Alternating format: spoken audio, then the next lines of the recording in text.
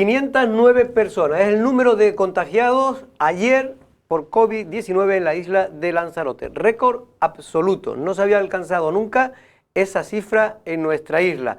Un dato sin duda puede considerarse alarmante, no tanto porque sean graves las personas que se han contagiado, el 90 y tantos % de esas 500 personas probablemente estén pasando la enfermedad en sus casas, pero lo cierto es que cuanto más número de contagiados, más posibilidades hay matemáticas de que las personas puedan terminar, algunas de ellas, en el hospital de la isla de Lanzarote. Buenas tardes, estamos en Café de Periodista y como siempre saludamos a todos los oyentes de Lancelot Radio, también a todos aquellos que nos ven a través de internet. Don Pedro Martín, buenas tardes, hombre. Bienvenido, tenía muchas ganas de verlo, don Pedro, después de fin de año que no lo había visto. ¿Qué tal? No, bienvenido tú, que es el que ha estado ausente, ¿no? Estos últimos días. ¿Tú la sabes verdad que por sí. qué? La verdad es que es preocupante la situación. Evidentemente estamos sufriendo la misma ola que se está sufriendo a nivel nacional o mundial prácticamente. Sí, es verdad que nosotros durante toda la pandemia éramos como si fuera un caso excepcional, Canarias en particular y Lanzarote, Canarias en general y Lanzarote en particular. Pero es verdad que este Omicron lo que ha tenido es que es muy democrático y se ha extendido por todos lados, ¿no? Efectivamente, tan democrático, Usoa, buenas tardes. Hola, ¿qué tal? Y Buenas gracias tardes. por sustituirme en estos días, Usoa, que la verdad es que ya es difícil no encontrar a una persona, amiga tuya, familiar, que no esté pasando el COVID o que lo haya pasado. Bueno, por cierto, quiero decir que escenifico un poco la prudencia que yo creo que tenemos que tener todos en esta situación, sobre todo con esos datos que ofrecías prácticamente de récord, ¿no? En la jornada de ayer, con esa cantidad de positivos.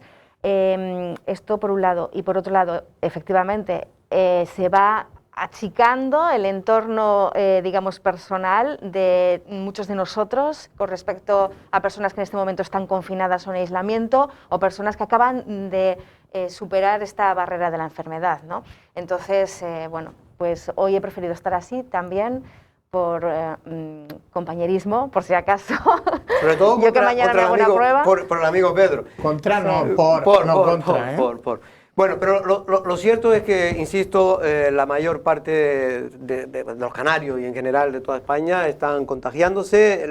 Datos de la Organización Mundial de la Salud hablan que en Europa, dentro de 2 meses, el 50% de la población posiblemente haya pasado el COVID o haya cogido el COVID, en este caso la variante Omicron. Sí, la variante Omicron, que se está extendiendo de manera ya increíble por todo el mundo, ¿no? Pero también, Jorge, es verdad que va en paralelo a esa teoría también, que bueno, es verdad que no está corroborada y hay ciertos científicos, parte de la comunidad científica que no está de acuerdo, pero otra sí lo está. Hasta el presidente del gobierno creo que se ha metido a científico en el día de hoy o en el día de ayer, en el que también se está hablando de que podemos estar viendo los estertores de lo que se considera pandemia, ¿eh? Estamos sí, ya bueno, prácticamente... es evidente que si con esta cifra lo hubiéramos tenido sin vacunarnos, es decir, si teníamos 500 personas en Lanzarote hoy sin vacunarse, pues posiblemente un 10% hubiera acabado en el hospital, ¿no? Mientras que estamos acabando,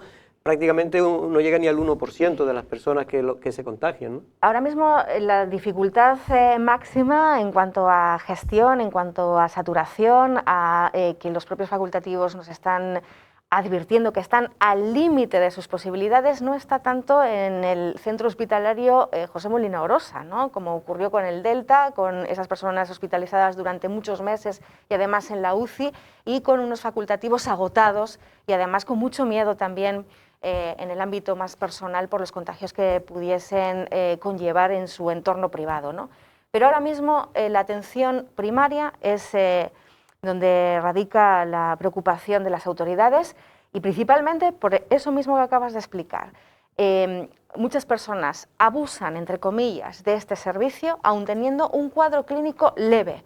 Por eso ayer se hacía un llamamiento de nuevo a la solidaridad, a la responsabilidad, para no acudir al médico de cabecera o de familia, simplemente para que se notifique que uno ha sido positivo y se consigan pues, la tramitación de las bajas. Pero es porque ha habido mucha confusión, porque antiguamente, hasta hace 2 semanas, 3 semanas, escasamente te obligaban a que tú, si tuvieras síntomas, Eso si es tenías cierto. síntomas, tenías que ir eso y sí. comunicarlo. Y yo no estoy de acuerdo contigo en que sea abusar. Yo creo que se está comportando como siempre se ha He comportado. dicho abusar entre Ya, comillas. entre comillas, Que hay sí, que no. reeducarnos entre todos. Pues, No, ahora, evidentemente, ¿eh? no, yo estoy de acuerdo con Ulloa. Yo que he tenido oportunidad, porque también pues, he sido uno de los afectados por el COVID en estas Navidades. Lo cierto es que he tenido tiempo para hablar leer y hablar con muchos médicos y tal. Y una de las cuestiones que ya nos decían, es decir, yo lo cogí, normalmente los primeros síntomas empecé a tenerlo el día 1 de enero, efectivamente, tenían que cambiar ya los registros, no podíamos seguir con el mismo sistema, porque eso, como bien decía Ulloa, era un tsunami de personas que iban a los centros de salud y los colapsaba. Se daba la tormenta perfecta, porque es que además gran parte del personal estaba también de vacaciones. Es decir, que coincidió... Y algunos de baja, precisamente porque estaban contagiados. Más las bajas, que lo iba a decir, es la tormenta perfecta, más las bajas que habían en el propio sistema de salud. Ahora mismo tenemos, no sé si ya hasta ahora, pero hasta hace un día, tú lo comentabas aquí, a 3 anestesistas. De los 12 que hay, 2 de hecho no trabajan como anestesistas porque son directivos del hospital, más los que están de guardia, más los que entran de guardia. Es decir, realmente nos hemos quedado con 4 personas para las Déjame operaciones. simplemente apuntar una cosa a tenor de lo que acaba de decir Pedro y para que quede claro. Vamos a ver, en los medios de comunicación de unas semanas para aquí, y me refiero a los medios de comunicación no solamente locales, sino también de ámbito nacional, hemos estado leyendo reportajes bastante amplios respondiendo a preguntas obvias que se hace la población, Sí. ¿no? ¿Qué hago si tengo COVID? Claro. ¿Qué hago si convivo con un positivo? Afortunadamente, el Servicio Canario de Salud se ha dado cuenta de que la información es un arma muy poderosa y muy beneficiosa con respecto a atenuar bueno, pues esa presión ambulatoria, ¿no? Porque así la gente, si tú le ofreces los pasos que tienen que dar y las recomendaciones específicas, pues seguramente no estén saturando a su médico de familia con preguntas que se pueden resolver pues, en un PDF que uno descarga en su móvil, ¿no? Entonces eso es un poco la nueva dinámica en la que está el Servicio Canario de Salud, yo creo que de manera acertada. Hay que decir que no es una ocurrencia de la Comunidad Autónoma de Canarias, sino que esto se ha consensuado en el Consejo Interterritorial del Ministerio de Salud Pública a nivel nacional, y de ahí, bueno, pues que ahora todas las comunidades autónomas más o menos sigan una línea homogénea Sí, en su pero actuación. ayer reconocía la responsable o la representante la secretaria del Colegio de Médicos de Las Palmas. De primaria, ¿no? Creo que era la de atención primaria. Creo que Ella pertenece a la atención primaria. Reconocía que ha habido falta de previsión y yo creo que, hombre, Yo creo que sí. cuando el tema de la farmacia, ahora por lo visto no, ahora se puede ir a una farmacia. A partir de hoy, esto no se podía haber adoptado hace 2 meses porque en los centros de salud se estaba yendo mucha gente para que le sacaran todos los certificados COVID. En el extranjero. Que nadie esperaba, Pedro, sinceramente. Ya por eso que ha habido falta de previsión también, y a día de hoy, en las grandes superficies comerciales de toda Europa se pueden comprar test. Aquí en España todavía no, a ver quién lo entiende. Estas medidas de implementación, esto que hablábamos de que los rastreadores dejen de rastrear porque ya sería absurdo. No tiene sentido, ya de que pasa el 5% de contagio no tiene sentido porque es imposible. Bueno, pues esta medida que conlleva además que estos profesionales se dediquen a apoyar a los que más lo necesitan, que en este caso son esos médicos de familia saturados, se tomaban, como digo, en ese Consejo Interterritorial el 30 de junio. Y falta de previsión con respecto a la Comunidad Autónoma de Canarias, podemos decir claramente que sí la ha habido. Porque en el País Vasco, hace ya unos cuantos meses, es verdad que la incidencia en el País Vasco era muchísimo mayor, Navarra, muchísimo más preocupante, pero ya hace meses que se vienen dando las bajas de manera telemática o a través de un mensaje de móvil, y lo mismo con las altas, etcétera, etcétera, y las medidas a las que apuntaba antes Pedro, ¿no? Pero sí es cierto, Ulloa, que es normal que la gente tenga cierta incertidumbre, porque no hay un mensaje claro. Yo creo que no es fácil, no es fácil porque encima se va cambiando de estrategia sanitaria y de salud, pues según van viendo los datos, ¿no? Pero, por ejemplo, yo pongo el caso mío, es decir, yo el día 1 empiezo a sentir síntomas pequeños, leves, pero así todo, por precaución, me hago una PCR, y el día 3, porque el 2 era domingo, ¿no? El día 3 por la mañana me hago la PCR y me da positivo, ya me confino antes de nada en mi casa, y luego ya recibo al día siguiente, porque yo lo hice por una empresa privada que tiene un acuerdo con esta empresa, precisamente, que hacemos controles, y efectivamente, entonces, ¿qué pasó? Que recibo un mensaje, como tú bien dices, y simplemente ya te dice, señor, usted si tiene síntomas leves o asintomáticos, tiene que estar 7 días confinado, y al octavo es cuando puede ya salir con precaución, porque todavía puede, en fin, es muy complicado, pero puede todavía transmitir el virus. Evidentemente yo tuve más o menos leve, pues lo clásico de una gripe, dolor de cabeza, un poquito de fiebre, 2 días, malestar general y punto, y nada más, ¿no? Es decir, que para eso no hace falta ir al hospital, ni tiene que ir nadie al hospital.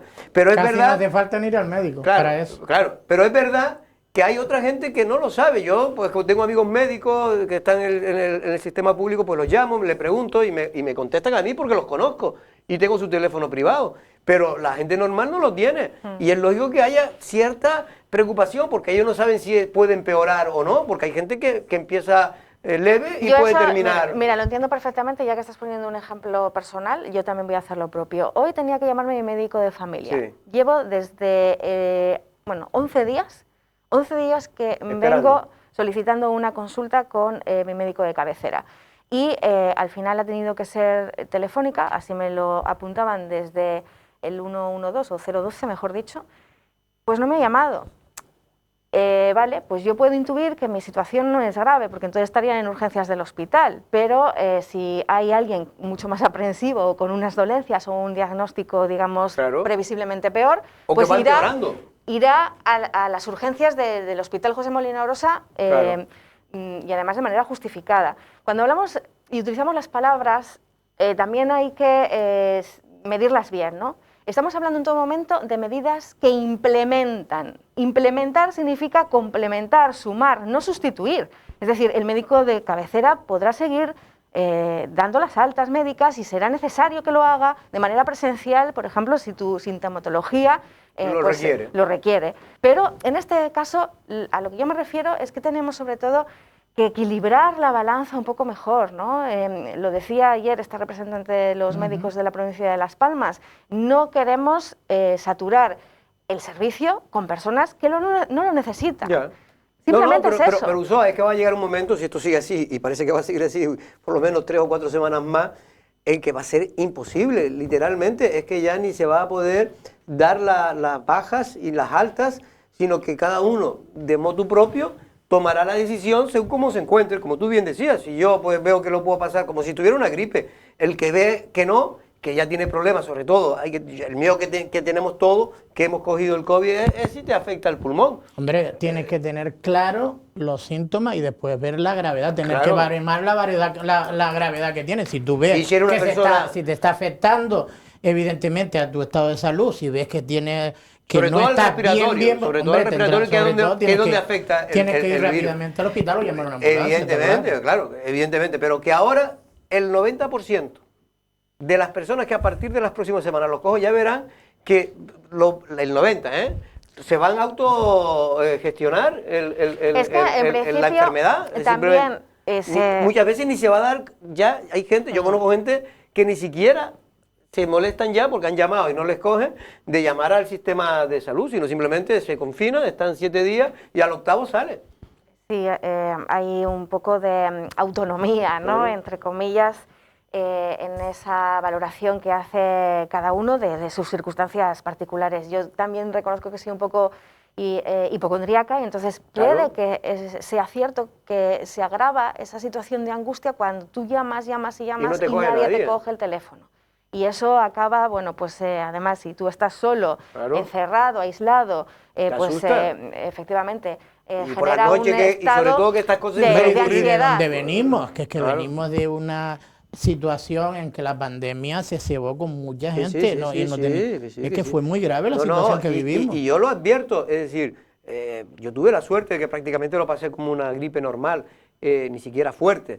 pero conozco gente que se ha asustado porque le ha afectado las vías respiratorias y se pasa mal, ¿eh? Y se pasa mal cuando, como dice Usoa, llamas por teléfono, nadie te coge, no quieres ir a urgencia porque no sabes si es suficiente como para tener que ir, pero hay gente que es más sensible que otra, ¿no?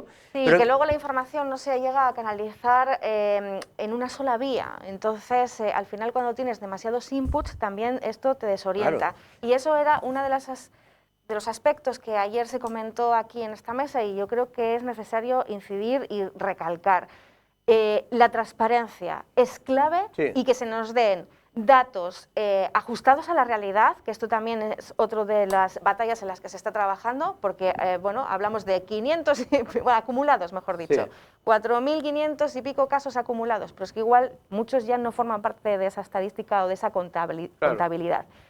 Y luego, por otro lado, bueno, si ahora mismo se nos está diciendo a partir de ahora se van a poder dar las altas médicas por parte del equipo COVID, ¿en todos los casos o solo cuando se cuente con un perfil determinado, menores de 45 años, asintomáticos, sintomatología leve, etcétera?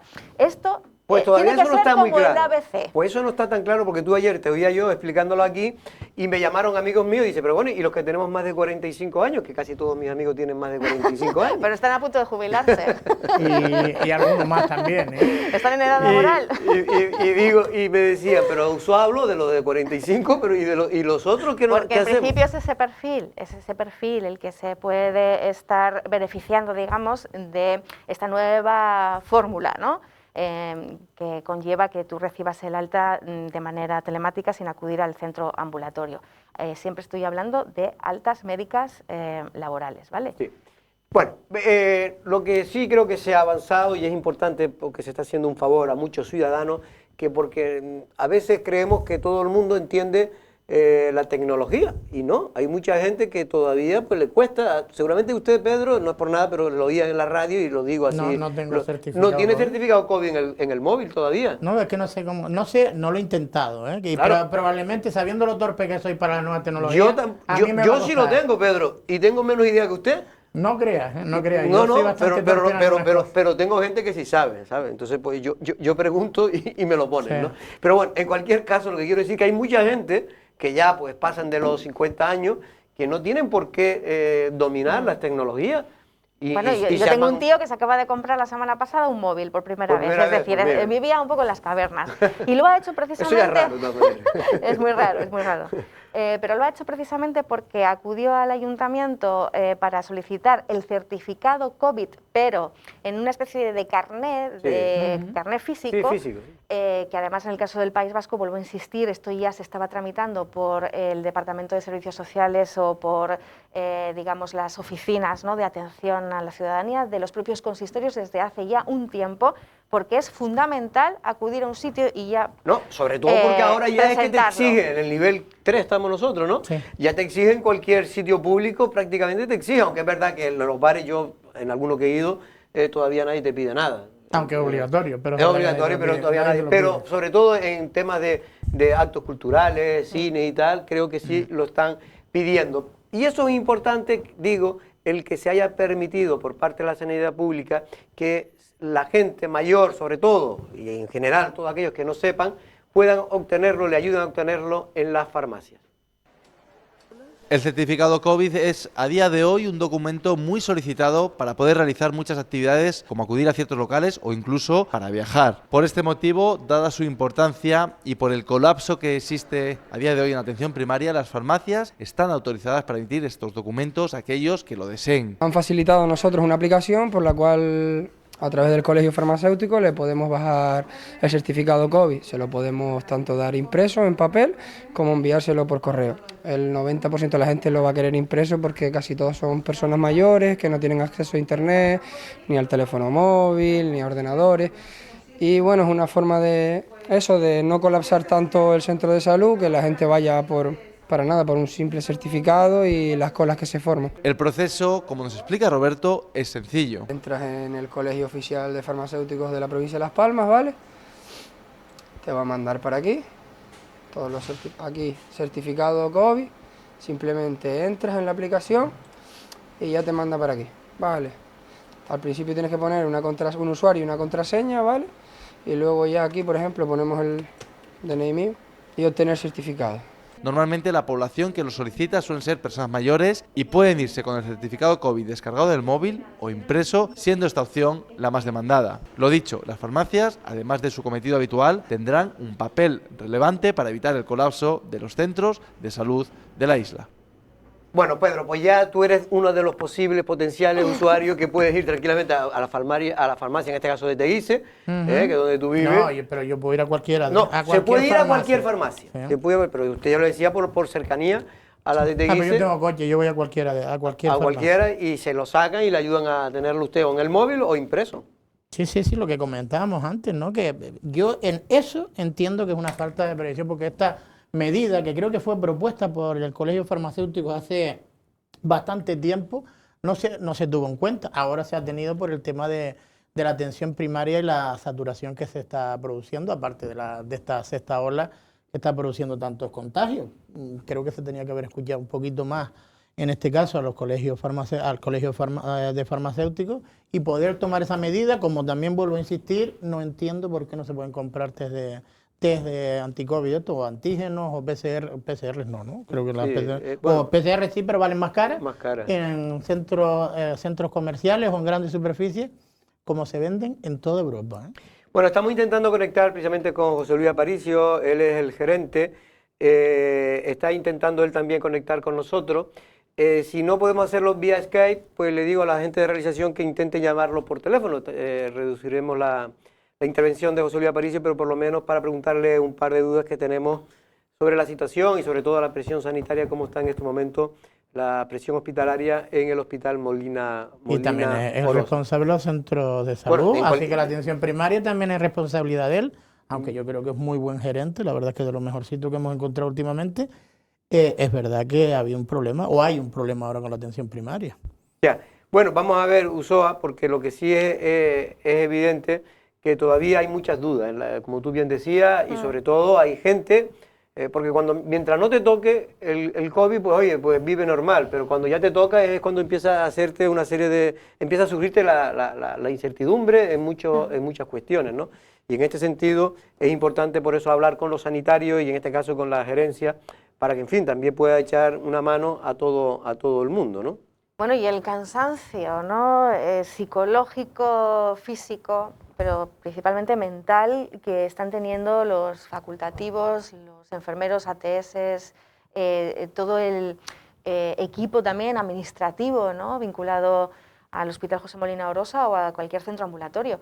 Es que la carga de trabajo no es ahora puntual para ellos, porque nosotros de repente nos empecemos a fijar en esa curva de la sexta ola que parece imparable y que no ha llegado todavía al pico, ¿no? Como bien nos recuerda Amos García. Él prevé que sea a finales de este mes de enero, pero ya el otro día, y yo aquí ya sí me puse en alerta cuando él dijo, cuidado, que hasta marzo aquí no se puede bajar la guardia. Entonces, esto es el principio de un recorrido largo en la sexta ola, pero es que estamos hablando de profesionales que llevan año y medio sin parar de trabajar a unos ritmos enormes.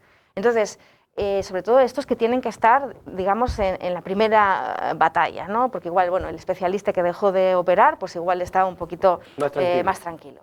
Que no digo que esté con ello tocándose No, pero sí es verdad que se produce desbarajuste, ¿no? Porque evidentemente, como tú dices, están más tensionados, en este caso ahora la atención primaria, que los propios hospitales. Sí, pero que... En Lanzarote, digo, que también ya empieza a estar tensionado también, pero sobre todo yo creo que está perjudicando, y esto lo decía ayer también, lo daba a entender la Marta de León, que es la secretaria del colegio, que se está no cuidando como se tiene que cuidar a los otros enfermos. Claro, es que usted imagínese Lanzarote, si que uno hubiera COVID, siempre hemos tenido problemas de muchas patologías. De patologías y de listas de espera largas, ¿no? No, y que no ponernos en la piel de esa persona que además tiene la obligación de ayudarnos es una falta de empatía muy poco inteligente en general, ¿no? Yeah. Lo digo porque la calidad del servicio es lo que está en riesgo siempre. Primero porque no te están atendiendo en tiempo y forma, es decir, cuando muchas enfermedades lo requieren para que no se conviertan en más graves. y también para esos enfermos crónicos, por favor, es que no tenemos solidaridad con aquellos que necesitan obligatoriamente saber cuál es su analítica sanguínea, porque son diabéticos y que les puede pasar cualquier cosa. Bueno, vamos porque tenemos precisamente por teléfono, al final finalmente no pudimos conectar por Skype con José Luis Aparicio, gerente del Hospital Molina Orosa y también de los centros de salud de la isla de Lanzarote. José Luis, bienvenido, buenas tardes. Buenos días, Jorge, ¿qué tal? Bueno, José Luis, simplemente queríamos un poco ver cómo está la cuestión sanitaria, sobre todo hospitalaria ahora mismo en el Molina Orosa. ¿Qué presión tenemos en estos momentos de ingresos en planta por COVID y también en la UCI? Sí, bueno, ahora mismo deja que lo compruebe, si un cambio. El hospital se está empezando a llenar, pero no solo pacientes COVID, sino también pacientes no COVID. Antes de salir del hospital habían 3 camas libres en la parte no COVID, que ahora se sumarán las altas de última hora, y la planta COVID quedan con 7 camas por ocupar. Eso ya es una ocupación que empieza a ser ya poco preocupante. ¿Y cuántas camas tenemos en planta? ¿40 eran? De COVID, sí. Cirugía, si hubiera que ocupar cirugía entera, serían 30 y pico, casi 40, sí.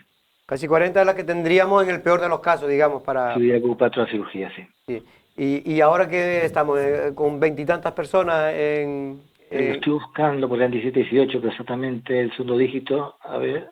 Porque hasta hace unos días eran 18, si no me equivoco, en planta y 3 en UCI. Ahora mismo hay 16 en la planta, acabo de encontrar, 16 en la planta y 3 en la UCI. 3 en la UCI, seguimos con 3 en la UCI. Sí. Eso efectivamente ya empieza a ser, digamos, todavía es manejable, ¿no? Me imagino, sí. pero ya puede preocupar debido al número de contagios nuevos que están habiendo, ¿no? Claro. Es manejable, pero como la tendencia es que cada día hay 7 ingresos más, 3 ingresos más, con poco a poco hay más ingresos, pues hay que irse preparando. De hecho, ya hemos activado el siguiente paso de plan de contingencia. Hemos preparado CMA como quirófano, perdón, como UBI COVID o como UBI. La CMA la seguimos usando como CMA mientras podamos. La CMA es cirugía mayor ambulatoria para seguir operando y no perjudicar esta espera en otros pacientes, pero está ya preparada por si hubiera que ampliar el número de camas de UBI. La queja que se está transmitiendo también, José Luis, es que efectivamente pues este incremento de casos está también afectando al resto de las actividades ordinarias del hospital. ¿Eso es cierto? No, bueno, estaba intentando que así no sea.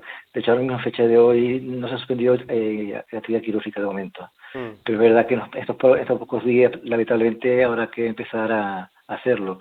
Porque si la planta COVID actual, que es la planta de cirugía, empezamos a llenarla de pacientes COVID, no podemos meter ahí pacientes postquirúrgicos, porque no podemos ponerlos juntos, no cabe. Entonces, en estos casos lo que se hace es operar cosas de SMA. Son pacientes que se operan, están en reanimación y se van a su casa ese mismo día. Eso se opera entonces mucho porque no ocupan cama hospitalaria, y operar lo que siempre se ha operado en estos casos: urgencias, cáncer y patologías que los jefes consideran que no puede esperar.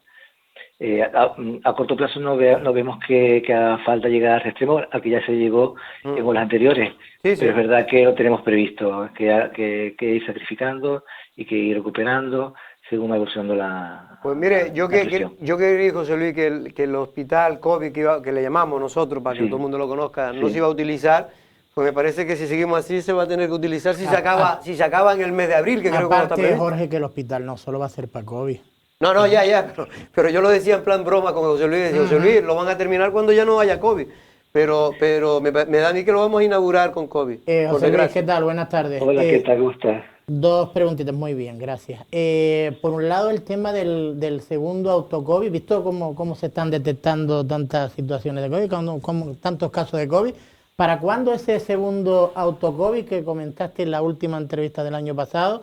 Y segundo, evidentemente ahora ya habrá que afrontar la situación. Yo no voy a preguntar por si creen que ha habido falta de previsión, pero sí cómo se va a atajar la situación de la atención primaria. ¿Qué planes tiene? No, ese segundo autocovid empezamos a buscar antes de que saliera el protocolo último del Ministerio, porque en aquel momento había que hacerle seguimiento, rastreo a todo el mundo. como saben, desde el último protocolo se hace rastreo a aquellos positivos que tengan pacientes vulnerables a su alrededor, nada más, con lo cual se reducen mucho los rastreos. Esto nos permite varias cosas. Primero, que ya no necesitamos tanta gente haciendo rastreo, Claro. porque ya son muchos menos. Segundo, que no hace falta hacer tantas PCR, tantas técnicas, con lo cual, aunque en este momento cualquier protocolo estábamos a punto de abrir un segundo COVID auto, ahora con este protocolo no es necesario, porque ha bajado mucho la cantidad de pruebas que hay que hacer cumpliendo el protocolo actual. Es decir, se está haciendo menos pruebas para entenderlo que hace 3 semanas, por ejemplo, ¿no? Sí, porque hay menos pruebas indicadas. Con las nuevas indicaciones Claro. Se hacen más pruebas porque hay más gente, porque le hagas caso, pero las indicaciones son menos. Ya. Es un poco paradigmático. Eso lo pone el autocovid. Y la segunda parte que preguntaba parte Pedro, primaria. La atención primaria. Lo que estamos haciendo, lo que saturan los compañeros en primaria es el trabajo administrativo, sobre todo. El trabajo administrativo más importante, más laborioso, más latoso, que más les está quemando es la gestión de las altas y de las bajas profesionales. Nosotros aquí con el personal que ya no tenemos de rastreo, que ya no tenemos realizando el rastreo, lo que estamos haciendo es centralizar esas bajas en ellos para liberar a los compañeros de atención primaria de esa tarea, con lo cual ya parte de ese peso ya está repartido y ya no tiene que soportar las altas, perdón, las bajas. Las bajas. Y las altas, como bien sabes, son o serán en poco automáticas. Sí. Tu médico... ¿Para cualquier edad? ¿Para cualquier edad? Porque ahí había... No. Creo que eran 40, 45 años. Sí. Pero que son el grueso mayor de masa laboral, por encima de nuestros trabajadores. Sí. Y igualmente le quitamos un buen un porcentaje de personas a primaria. Entonces esas bajas automáticas, pero esas bajas por COVID y esas altas automáticas con ellos vamos a conseguir, espero, y eso lo tenemos que ir utilizando, claro, que se reduzca la presión impresionante que sufre en este momento de primaria, que en este momento es por eso un tema administrativo de muchas altas y muchas bajas. Uso, última pregunta para José Luis. Sí, José Luis, ¿qué tal? Buenas tardes. Hemos comprobado cómo en estas Navidades ha habido una auténtica fiebre por el tema de los test, también porque a muchos de nosotros nos interesaba saber en qué condiciones íbamos a acudir a la cena o comida de Navidad, Nochevieja, Reyes, etc. No sé si esto también ha llevado a mucha gente a acudir a urgencias, precisamente porque ante la falta de test en las farmacias, pues a lo mejor pensando, vamos al atajo de urgencias y así resolvemos nuestras dudas. Esto ha ocurrido en la isla de Lanzarote porque me consta que en otros territorios está en una dinámica desgraciadamente bastante generalizada. Sí, aquí también ha ocurrido. Y de hecho, una de las causas por las que estaremos un poco menos de test respecto a fechas claves como 31, como 1, como 24, es esa, que ya no vienen a hacerse test pre-fiesta. Vienen gente porque está mala o porque tiene miedo, pero no por una especie de fiesta. Sí se nota un poquito la reducción de la demanda de test diagnóstico, antígenos sobre todo, sí.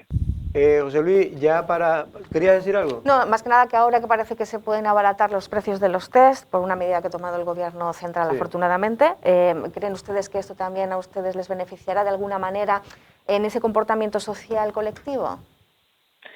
La tendencia de todos los gobiernos, de todo el mundo, es intentar que ya a partir de esta ola el COVID se empieza a manejar de forma similar a la gripe. Eso quiere decir que no todos los enfermos, no todos tengan contacto con sistemas sanitarios, solamente aquellos que están enfermos de forma moderada, grave o de laboral. Además, cuando está un niño tiene un catarro leve, no necesita un médico habitualmente. El que los test se gestionen a través de la farmacia, igual que ellos hacen medidas de hipertensión arterial, medidas de glucemia del paradiabético, bueno, es un poco una medida más de intento de normalizar la situación. Ya, José, termino. El perfil de las personas que están ingresando, porque hay que decir que, por ejemplo, ayer fueron 509 personas, pero me imagino que el 90 y tantos % de las personas ni siquiera tienen que ir a tratarse la enfermedad, por suerte. Digo, pero el perfil de los que están entrando, ¿qué son? ¿Personas mayores o están viendo de todo tipo de edad? ¿Vacunados, no vacunados? No tengo aquí los datos de ayer, los tengo aquí. Bueno, no, me refiero en general de los últimos días, no me refiero solo de ayer. Ayer fueron 509 porque fue récord de contagio. Sí, a ver, no sé, pero igual me así para abrirlo y te lo digo. Sí, porque hay gente, ahora me están preguntando por WhatsApp que a ver quiénes son los que están, porque es una cosa curiosa lo de lo que afecta al bicho, ¿no? Hay gente que no le afecta nada en absoluto, sí, y a otros en cambio que están también sanos, pues le puede afectar a las vías respiratorias, ¿no? Así lo encuentro, si no, pues te lo digo así de memoria. Bueno, más o menos, José Luis, tampoco. Sí, mira, yo los días que lo revisé, fue la semana pasada, no había ya un predominio por una etapa de edad, no había predominio. Sí. La vacuna ha democratizado los ingresos en las plantas, todo el mundo igualmente protegido, y los que tienen más suerte de caer pues son de todas las edades. Es decir, que están cayendo jóvenes, menos jóvenes y mayores. Sí. Están cayendo ahora mismo, no hay... Me refiero a los que entran, no enfermándose, me refiero a los que entran en planta. Los que ingresan, que son los que yo recibo. Claro. Los que ingresan. Yo los 500 no los leo, no los puedo mirar. Es imposible, y mucho menos memorizarlos. Yeah. Y en cuanto a vacunados o no vacunados, la última vez que lo vi, había un 50% de pacientes vacunados y 50% no vacunados. Pero cuidado que este dato dicho así tiene trampa. Sí. La típica trampa que nos ponen los negacionistas. En Lanzarote tenemos un 80% de la población vacunada. Casi todo el mundo está vacunado. Y hay un 20% de pacientes, menos el 20, un 17%, que no está vacunada. Una pequeña proporción que no está vacunada. La mitad de los pacientes ingresados proceden de ese pequeño grupúsculo de personas, y la otra mitad de un grupo mucho más numeroso de... Sí, que el porcentaje es mucho más alto, evidentemente. Si sacas los riesgos en cada población, verás que el riesgo es muy elevado en los no vacunados, y sacas los ratios, así se llama, pues verás que hay una diferencia entre los grupos. Y yo sé que todavía se conoce poco de este virus, o todavía se va a tener que conocer mucho más, pero el hecho de esto, ¿por qué me dicen? Me están preguntando aquí ahora, ¿por qué a algunos le afecta mucho más a dos personas sanas, por ejemplo, vacunadas, dos personas sanas vacunadas, a una no le afecta nada y a otro sí? ¿Eso es por cuestiones del sistema inmunitario? Sí, hay un montón de causas, pero esto no solo con esta enfermedad, sino con todas. Todos tenemos en la garganta, en los oídos, bacterias, neumococos, cosas. ¿Por qué a una persona le da una meningitis por neumococo y otra no? Sí. No, neumococo, pues lo que tú dices, pues problemas inmunitarios en ese momento, te pidió malo, problemas así. Las enfermedades infecciosas a veces afectan más a unos que a otros, depende de la dieta que haya llevado, que esté más, eso pasó en la Edad Media, la gente caquéxica, hambrienta, obviamente la peste bubónica se extendió como la pólvora, ¿no? Sí. Y sitios mejor alimentación, pues no tanto. Y en su caso, la sociedad civilizada, pues idiosincrasia personal. Eso pasa con las infecciones, pasa con los fármacos. Yo te doy 100 fármacos a 100 personas, y a todas siento bien, pero 101 necesitamos la patada. En los fármacos de personas, todo igual, porque hay cierta idiosincrasia personal que hace que no seamos todos totalmente iguales. José Luis, te dejo. Simplemente a ver si eres capaz de hacer una apuesta. ¿Usted cree que ya a finales de enero esto empezará a bajar el número de contagios, o todavía cree que nos queda tiempo? Una apuesta. Yo nunca he puesto, Jorge, no soy nada jugador, no me gusta. Yo lo que he oído son dos versiones. Oímos, hace ratito tuvimos comisión de dirección, y dos directores, uno decía que esto acabaría en 2 semanas, y el director que acabaría en 4. Yo se acaba en 3, yo ya con eso con todo el pecho, ni para mí, ni 4 ni 2, con 3 yo me quedo... Pues vamos a ver si es verdad, José Luis, que esto es lo que todo el mundo está hablando, entre 2 y 4 semanas, lo que al menos escucho yo a los especialistas, que creen que puede durar la sexta ola, pero en esta cosa no se puede hacer ninguna previsión a ciencia cierta hasta que realmente, como los buenos economistas, cuando ocurren las cosas es cuando lo certifican. Don José Luis Aparicio, muchas gracias, y suerte y buen trabajo. Gracias, Jorge, buen trabajo a ustedes. Gracias. Hasta luego. Bueno, José Luis Aparicio, director gerente. La situación, insisto, en la isla de Lanzarote, 509 el último dato. Hoy no sabemos si va a aumentar o no. No ha salido todavía. No ha salido, está a la espera. Hoy lo que sí se sabe es que creo que se reúne el Consejo de Gobierno para otra vez analizar la fase de alerta, o fase, o como le llaman ellos, niveles de alerta, ¿no? En este caso, sobre todo, está el ojo puesto en Gran Canaria y el Lanzarote. Es lo que me dicen, pero sobre todo en Gran Canaria ahora en este caso, que es donde, aunque porcentualmente, yo creo que Lanzarote ahora mismo es de una de las islas donde más contagio hay porcentualmente de toda Canarias. Sí, lo que pasa es que ayer, precisamente hablando con Agustín González, que es también pues una de las personas que se encarga de dirigir, organizar todo el servicio de atención primaria, me decía que la situación es estranguladora, ¿no? Pero por ahora no es tan grave en atención primaria como en Gran Canaria y en Tenerife, Sí, allí es peor. Donde además tienen muchísimos más contagiados, están además en niveles de alerta mayores que nosotros. Y sobre todo la urgencia en y esos porque hospitales. ahora, acabo además de leer, el Hospital Insular registra un brote de oncohematología que afecta a 11 personas. Bien. Entonces ya digamos que los propios hospitales están... Ese es el temor más grande que hay entre los profesionales, precisamente que se vean afectados, en proporción se van a ver afectados prácticamente igual que el resto de la población. Y claro, estamos hablando de sectores sensibles en un momento que son más necesarios que nunca.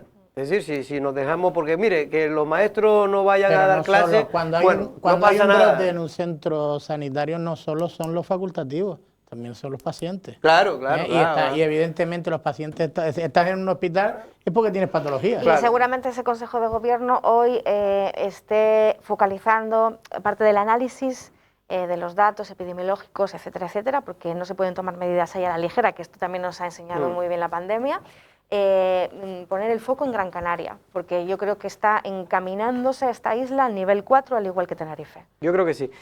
Por cierto, un espectacular vuelco ayer en Pechiguera, no, en Argana, y en Pechiguera, pues otra persona, este es el vuelco de una grúa que se caía, creo que estaba pues haciendo unos trabajos ahí en una casa, Que se viró. y se viraba, pues, que yo a veces, porque me gusta mucho el tema de la construcción, me refiero de ver cómo se construye, a mí siempre eso me ha llamado la atención, ¿no? La autoconstrucción. Sí, sí, y cuando yo veo a veces digo, es que no es fácil manejar una grúa muchas veces, y cuanto más confianza, aquello que... Hay cursos específicos Sí, para sí, grúa, sí. gruista no puede ser No, y que no es fácil, y no es fácil, y digo esto porque, igual que decía un pescador de La Graciosa que yo conocí, ya fallecido, que el hombre llevaba mucho tiempo y yo era muy joven, y en fin, y él se resbaló y se cayó, y entonces dice, la confianza mal caudal, porque él lo hacía las cosas creyendo que era mucho más experto, pero yo que era mucho menos experto, pero tenía mucho más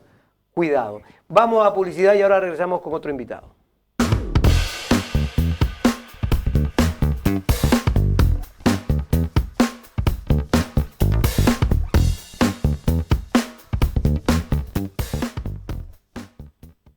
Bueno, pues tenemos a uno de los hombres fuertes del grupo de gobierno, ahora es alcalde accidental, porque la alcaldesa Chasirasi, en este caso, está de baja médica. Don Víctor Robaina, buenas tardes. Buenas tardes. También concejal de Obras Públicas, si no me equivoco, ¿no? Y oficina técnica, efectivamente. Y oficina técnica. Bueno, la alcaldesa que le queda por muchos meses o está pendiente de... Está pendiente, febrero es la fecha que parece que ponen ellos, porque dar las mujeres lo marcan por semana, nosotros los hombres somos más cuadrados por meses, ¿no? Y parece que febrero es cuando la fecha que tienen previsto, y parece que sí, que todo va bien, que todo va dentro de lo establecido. Son ellas las que sienten por dentro y ya transmiten lo que parece que va a ir todo bien, pues me alegro, la verdad que... Pues de aquí... Y en febrero creo que tenemos un votante más arriba en esta escalera.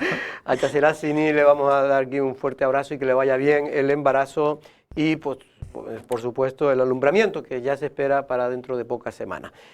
Bueno, antes de nada, el tema de Guinate parece que se quedó paralizado después estuvimos como todo el mundo hablando de él antes de la fiesta, pero después con la fiesta parece que se ha dormido el tema. ¿Cómo está en estos momentos? ¿Ha contestado algo del Ministerio del Interior a Aria? Como bien dices, parece que hasta los problemas se toman sus vacaciones en la época de Navidades. Sí, verdad que hace 2 días nos levantábamos con la sorpresa de que vuelven a aparecer los esqueletos metálicos para hacer la cimentación, los sunchos, por así decirlo. Sí, verdad que no aparece empresa constructora. Hemos cortado en principio la calle, nos hemos puesto en contacto también con el Ministerio del Interior. Hay que recordar también a los oyentes que hace un mes poníamos a disposición o notificábamos que ya teníamos el compromiso adquirido, que había adquirido el Ayuntamiento, de poner a disposición los solares o los terrenos, perdón, para esa reubicación del ciber, y nuestra sorpresa es que todavía no hemos recibido contestación.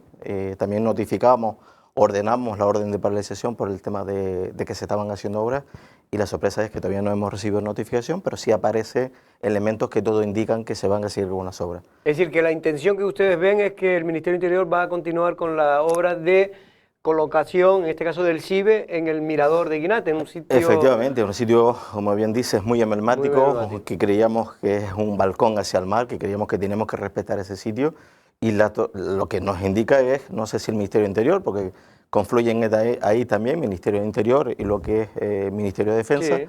Pues o ha habido una mala coordinación o por las fiestas de Navidades queremos pensar que no se le ha notificado a la empresa ese cambio de criterio, y esta mañana en una emisora local comentábamos o hacíamos llegar prudencia, porque primero tenemos que tener la documentación, la información para saber cómo actuamos. ¿Pero las obras se han hecho algo más de lo que ya estaba hecha? Las obras sí nos consta. ¿verdad? Los unchos, famoso eso que me está diciendo. Los unchos, y se ve que han limpiado las canalizaciones o la apertura de la zanja, sí. La han limpiado y han procedido a retirar todo el escombro que había. Por lo tanto, sí interpretamos, aunque no hayan restos de empresa, tenemos una vigilancia continua, no aparece esa empresa, porque es verdad que al final todos son subcontratas, que la empresa a nivel nacional y todos son contratas a nivel de Lanzarote. Pedro, que es algo de construcción, los unchos son los famosos... La cimentación. Los hierros, ¿no? Efectivamente. Con la cimentación, que suelen ser hierros de 12 o de 8, ¿no?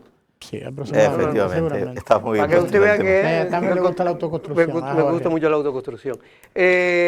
Bueno, pues vamos a ver cómo acaba este asunto. Por cierto, el otro día me fui, me encanta ir al norte, siempre que puedo, porque Aría tiene algo especial, ¿no? Todo Lanzarote, la verdad que todos los pueblos tienen algo especial, pero quizás el pueblo ahora que es más distinto turísticamente hablando es para mí Aría, porque sigue conservando gran parte de su encanto de hace 80 años. Algunos dicen que para bien o para mal, porque algo podría haber mejorado también, algunas cosas que se han envejecido y no se han cuidado pues como se tendría que haber cuidado. Pero lo que le quería preguntar es, el otro día fui y me cogieron en la plaza varios gente que nos suelen ver, que fueron a ver el mirador de Aría. Pero el problema es que no se puede aparcar, ¿no? Efectivamente. Hay un problema ahí. Yo también lo intenté, la verdad. Bueno, yo me vi que no pude y me seguí hacia la plaza y punto. Pero me hubiera encantado ver esa obra que quedó muy bonita y ¿qué es lo que pasa? La verdad que es una obra que creo que ha sido una obra de referencia. Sí, sí. Y creo que va a ser una proyección. El inicio de fue, verdad, bastante complicado porque ya venía de casi de 12 años de abandono, sí. Pero yo creo que hemos sabido sacarle o identificar, incluso... sí, verdad que se venían dudas si estaba la mano de César detrás o no, pero yo creo que hemos sabido respetar el espacio y creo que embellecerlo. Efectivamente, tenemos un problema de espacio, tenemos un problema de aparcamiento. ¿Cuáles fueron nuestras sorpresas? Que al mes de abrirlo aparcábamos en uno de los laterales que asumía, pues verdad, unos 8 o 10 vehículos, que era lo que daba lugar a los visitantes, se iban renovando, porque ahora mismo no tenemos un espacio que en media hora se puede visitar, sí, sí. Y entendíamos que en esa media hora pues, los coches podían estar acercados. Nuestra sorpresa fue que por parte del Cabildo, por parte de Carreteras del Cabildo, han puesto unos pivotes verdes y no se pueden acceder. Sí es verdad que ellos trasladan la dificultad de la zona, porque es justo una curva, y creo que todos visualizamos ese espacio y nos habíamos quedado sin aparcamiento. Paralelo a eso, el ayuntamiento estamos trabajando para solamente buscar una alternativa. Es lo que yo quería preguntarle, o lo que me preguntaban, pero ¿se va a buscar una alternativa? Por supuestísimo, es que no queda otra si queremos que aquel elemento tan importante siga manteniéndose. Y si siga visitando, porque si no es que la gente pasa de largo. Efectivamente, sí es verdad que seguramente no habrá un aparcamiento tan cerca como quisiéramos, pero sí es verdad que ese aparcamiento va a ir con un sendero asociado, y la intencionalidad es que el visitante pues deje su coche, visite el mirador, y puede haber como un sendero de sendero, interpretación, efectivamente, y ese sendero también, ¿por qué no?, llegar a Aría y un poco callejear, como bien dice, ese potencial que tenemos a Aría que hemos renunciado. Estamos en esa parte. Pero ya se tiene un sitio, se sabe. Tenemos 2 sitios, pero es verdad que justo sabemos la peculiaridad que tenemos los suelos en Lanzarote, sobre todo en Aría, con un 80% del suelo protegido, que está todo muy condicionado a los informes de medio ambiente, informes de política territorial. Que el propio, que para cosas para interés general, la burocracia sea tan... Sí, sobre todo porque entendíamos que sí es verdad que era un peligro, que se podía buscar alternativas, señalizando semáforos provisionales, pero lo que sí entendíamos que esa urgencia de conar o de poner conos en una zona, justo ahora cuando habíamos inaugurado, pues con todo mi respeto, parece que había un acto de mala fe. Ellos dicen que no, que seguramente había un informe desde Carreteras diciendo la dificultad, que ahora con el aumento de visitantes... ¿Ahora qué están haciendo la gente? No hay comentarios. Ahora decir que tenemos una guagua, una pequeña micro lanzadera, que va desde 11 de la mañana, Efectivamente, a 3 de la tarde. Porque esto ya lo hemos preguntado. Tú lo dijiste, creo que tú lo dijiste. No, lo dijo, pero se lo comentamos. No, porque tú un día aclaraste que yo no sabía cómo era y tú aclaraste que había una guagua. Sí, es un micro que va desde la plaza hasta el mirador. Puede dejar, aparcar en el pueblo y a las 11 de la mañana ese micro está continuamente bajando y subiendo para los visitantes. Pero que me llama a mí por lo menos la atención la argumentación del Cabildo para poner esos conos, que evidentemente sí puede ser una zona, si no se tiene cuidado, puede ser una zona de peligro, y que era una LZ. Yo digo, bueno, una LZ y la del aeropuerto que es una RX, porque la verdad, hombre, la del aeropuerto, el parking irregular que hay ahí en la entrada del aeropuerto es muchísimo más peligroso que lo que se puede hacer ahí. No solo es peligroso, sino es feo la mala también. imagen que creo que estamos en un aeropuerto peligroso. A mí me gustaría preguntarte, Vito, ya que estamos hablando antes del Ministerio, por el centro de menores que tenía intención de colocarse en el Par de las Par, ¿cómo está la situación?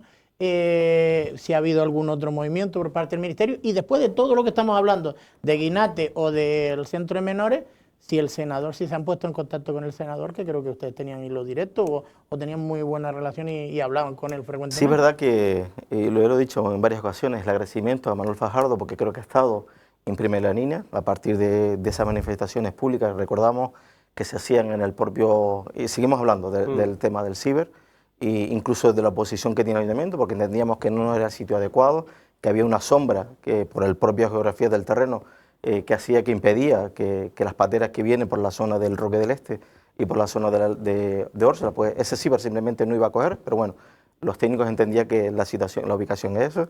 Nos habíamos puesto en contacto con Manuel Fajardo y verdad que quiero agradecer públicamente su buena disposición. A partir de ahí creo que han fluido las relaciones y a partir de ahí hemos pedido la paralización de la obra y a partir de ahí nos habíamos comprometido en una semana el tema de la disponibilidad de terrenos, cosa que hemos cumplido en esa semana. Sí, es verdad que le hemos notificado, ya tenemos terrenos, díganme ustedes cómo procedemos, si mediante un pleno o mediante simplemente un escrito o un comunicado, y eso se quedó paralizado. Hoy nos poníamos en contacto con Manuel Fajardo, creo que está en un estado de salud pues, un poco delicado por el tema de no sé si una gripe o algo personal que tiene, y nos han remitido a mañana pues, un poco solventar. Sí, quería terminar. No, solamente responder a Pedro con el tema del centro de menores en Órsala, pues es verdad que parece que Aría ha sido noticia en los últimos meses, no por cosas agradables, ese centro de menores que se centraba en ese parcela o en ese edificio que todos conocemos con la Par de las Par. Es verdad que se estaban haciendo una obra de forma ilegal, nos habíamos paralizado. ¿No? Creo. Hemos parado, sí es verdad que ellos luego pedían medidas cautelares y medidas cautelarísimas en el juzgado remite que no procede ni las medidas cautelarísimas porque ellos establecen o alegan esa urgencia, el juez no ve esa urgencia, ni las medidas cautelares. Entonces, ¿en qué momento está parado? En ese momento está parado, sí que hemos identificado algunos inicios de obra que se lo hemos comunicado al juez. El otro día dábamos la noticia aquí de que el Cabildo de Lanzarote presentaba un plan de recuperación del palmeral de la isla de Lanzarote. Se trataron 3 municipios, sobre todo, San Bartolomé, Tías y Yaiza y Tía. San Bartolomé, Tías y Yaiza. Sí, creo que efectivamente, eran 3. Sí. Bueno, nosotros aquí, usted sabe que aquí hemos sido muy machacones con el tema de cómo está el palmeral de Lanzarote. El otro día también, cuando fui a Aría, pues me estuve fijando en las palmeras y realmente algunas muestran bastante debilidad y no sé si están también afectadas por el picudo, bueno, en este caso el rojo no, sino el picudín.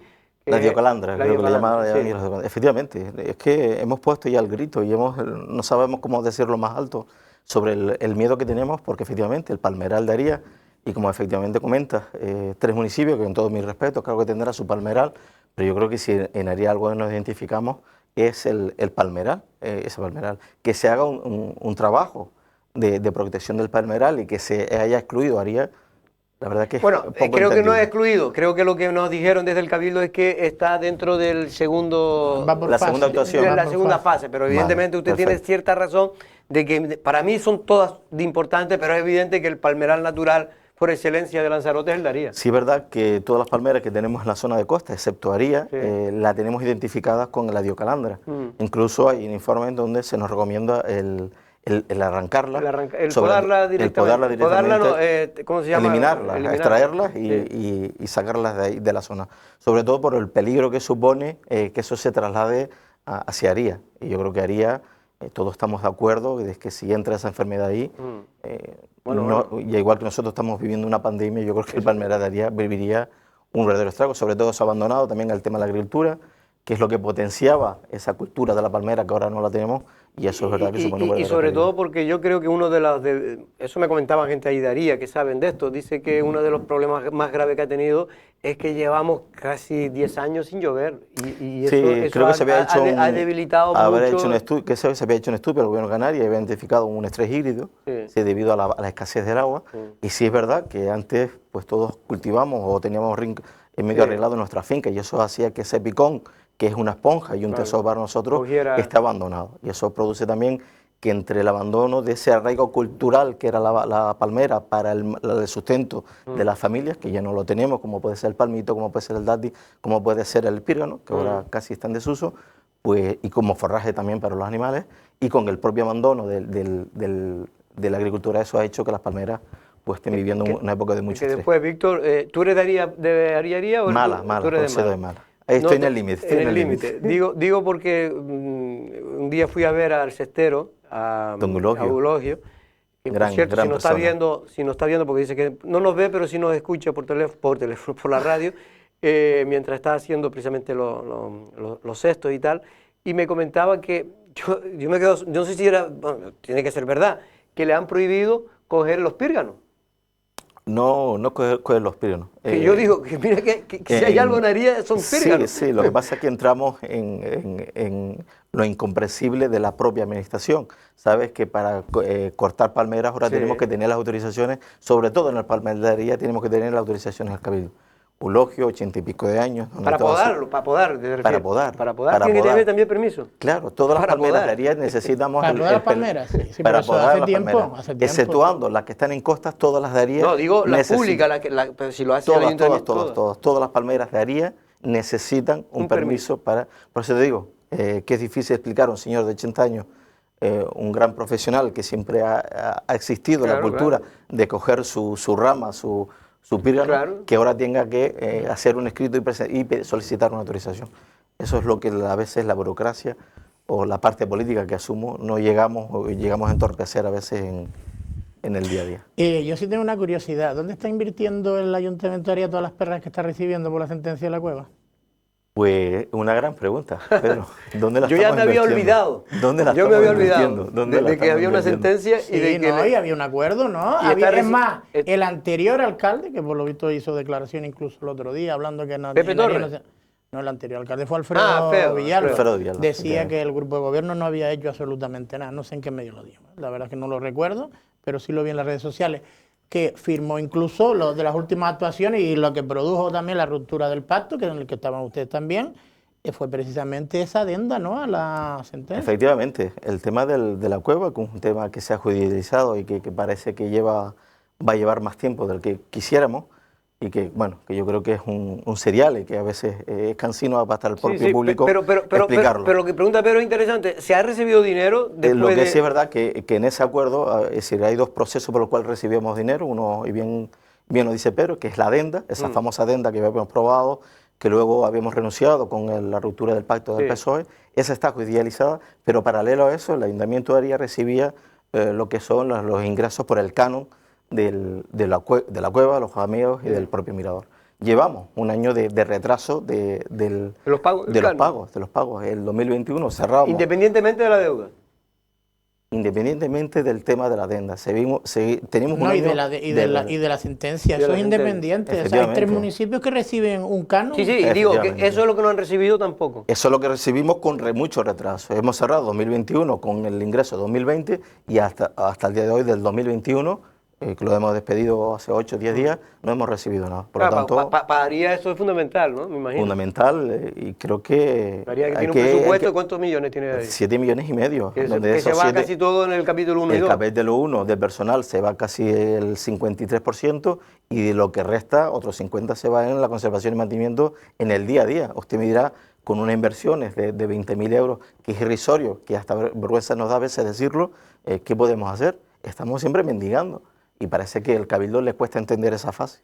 Y la sentencia era una pasta, eran 14, 17 o 20 millones, yo no sé, era mucho dinero. Pero, ¿y eso que está todavía en está judicializado? Recordemos el TCJ con la sala del contencioso número 5 y está enquistado. Yo la verdad que siempre lo dije, bueno, cada uno tiene sus interpretaciones, pero yo era de los que era partidario y la gente cuando yo defendí el acuerdo defendí, ¿no? Entre Pedro Sanginés y Marcia Acuña. A mí me pareció bueno porque precisamente para evitar los líos judiciales que siempre al final empieza a protestar uno, cambia de político o de color político las instituciones y se vuelven a armar los problemas. A veces cuesta decirlo porque a veces uno, el público en general, puede creer que lo identificamos o lo focalizamos en personas determinadas, como se pueda llamarse, pero hay que recordar que cada año recibíamos 500.000 euros, 500.000 euros de inversiones, 500.000 euros donde el ayuntamiento decidía dónde se invertía y 500.000 euros que era... La cura no se conformó con ese dinero, o la finca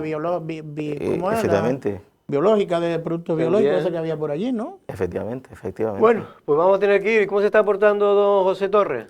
Bueno, es un hombre difícil, ¿no? Hoy me sentaba con él y la verdad que dentro de un hombre difícil porque siempre él está ideando cosas. Él va siempre por 10 pueblos más allá de lo que puede ir uno. Pero es verdad que indudablemente de eso, y yo creo que el día a día nos ha llevado por parte de ellos, que creo que también lo digo, y por parte de nuestro, a que tenemos que entendernos, tenemos muchas diferencias, pero yo creo que también hemos sabido hablar y negociar esas pequeñas diferencias. Por lo tanto, sí es verdad que en el día a día lo llevamos bien. ¿Y no terminarán juntos otra vez? Pues igual sí, igual hay que plantearse. Vamos a ver, a acabar el mandato, tenemos el cambio del mandato ahora en finales de mayo, principios de junio, y a partir de ahí vamos a esperar. ¿Y ahí quién va a ser alcalde o alcaldesa? ¿Pepe Torres o Evelia? No lo sabe porque es una verdad que es una decisión que habrá que tomar en su momento. Yo creo que los dos tienen porte político, uno experiencia y otro viene con la juventud y con las ganas, y cualquiera de los dos serán válidos. Yo el otro día lo llamé antes de fin de año para ver si venía por aquí y me dice, ya me llamas cuando no va nadie, ¿no? me consta algo de eso. Cuando no tiene a nadie, no, don Pepe, aquí se le quiere, hombre, a ver si viene por aquí un día y hablamos un poco, porque, bueno, ¿cuándo le toca ser a él o a Evelia? Pero a finales de mayo, principios de junio. A principios de mayo. No, finales de mayo, principios de junio. Bueno, pues ya le queda menos a don Pepe. Yo creo que finalmente va a ser don José, ¿eh? Yo no sé. No lo sé, de verdad que no lo sé. Yo sí que no he hablado con él hace tiempo y antes hablaba con bastante frecuencia. Hombre, yo creo que dice Víctor, es una decisión que tomarán ellos. Evidentemente, de todas maneras, el futuro es Evelia y el presente pasado es Pepe. Pero bueno, Pepe es una persona desde mi punto de vista, siempre ha sido muy aprovechable y lo que hicieron entre él y Coalición Canaria no tiene nombre. Pues don Víctor, muchas gracias por estar por aquí. Vamos a ver si haría, porque me quedé, pero ya no tenemos tiempo para preguntarle, será en otra ocasión, el tema de, no sé cómo está este tema del catálogo histórico, si eso está paralizado, no está paralizado. Sí, verdad que cómo están los vecinos, porque los vecinos, algunos se quejaban de que no les dejan mover no pueden tirar las casas, no pueden... Patrimonio siempre es complicado, igual que ocurre con el tema del palmeral, es complicado definirlo. Sí, es verdad que tenemos un patrimonio que tenemos que cuidar y tenemos que buscar la línea en que ese patrimonio no sea incómodo por los propios propietarios de la vivienda. Yo creo que es buscar simplemente ese encauce de protegerlo. Hombre, porque yo creo que hay que proteger, evidentemente, pero sobre todo lo que hay que evitar que se deteriore lo que hay, porque yo lo que veo es que cada vez hay más casas ya prácticamente en el suelo. En Aria hemos puesto muchas veces la voz de alarma debido al abandono, porque no somos capaces de buscar esa inversión. Pues lo dicho, Víctor. Víctor Robaina, y a Pedro también. Alcalde accidental de Aria, este magnífico municipio del norte, que algunos no saben que hace 50, 60 años pues fue uno de los municipios más ricos de Fuimos la despensa de Lanzarote, fuimos la despensa y que seguimos siendo uno de los potenciales. Simplemente necesitamos esa ayuda y empezar a creer en nosotros. Creo que llegó hasta 8.000 personas. Efectivamente. 8.000 personas y ahora estamos... 5.100. 5.100, es decir, son de los que se están despoblando. Evidentemente, ¿por qué? Porque... Pues están todos viniendo para aquí, para el Claro, centro. Porque es lógico, porque aparte de aquí no hay distancia. Sí.